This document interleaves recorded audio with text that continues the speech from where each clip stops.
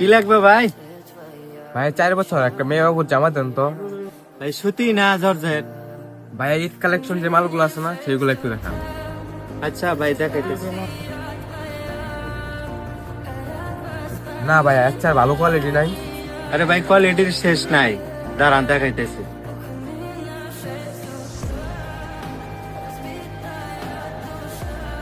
না ভাইয়া আচ্ছা একটু ভালো কোয়ালিটি নাই। আচ্ছা দেখাইতেছি। না ভাই একবার চলে যায় না ভাইয়া, থাকেন একটু ঘুরে দেখে আস। এই মেয়েদি শোনো, কি হয়েছে ভাই বলেন। এভাবে কষ্ট দিলে হয়? কতগুলো মেলে এলোমেলো কষ্ট। রোজার মাস, রোজা থাকে তো বিরক্ত লাগে, নিজেরও খারাপ লাগে। আসসালামু আলাইকুম ভাই ব্রাদার। তো ঈদ সামনে এমন কিছু কাস্টমার আসছে আমাদের কাছে যারা কিনা মাল দেখে 10টা কিন্তু মাল নেয় না।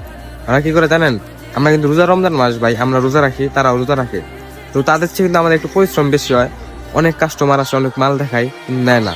তারা করে কি 10টা মাল আওলায়া করে চলে যায়, দামও বলে না, দামটা জিগায়ও না।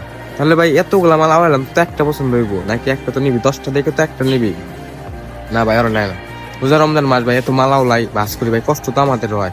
তবে একটা কথা বলি, এরকম করবেন না। যদি মাল না নিতে আসেন তাহলে ভাই মাল আওলাবেন না দোকানদার দিয়া।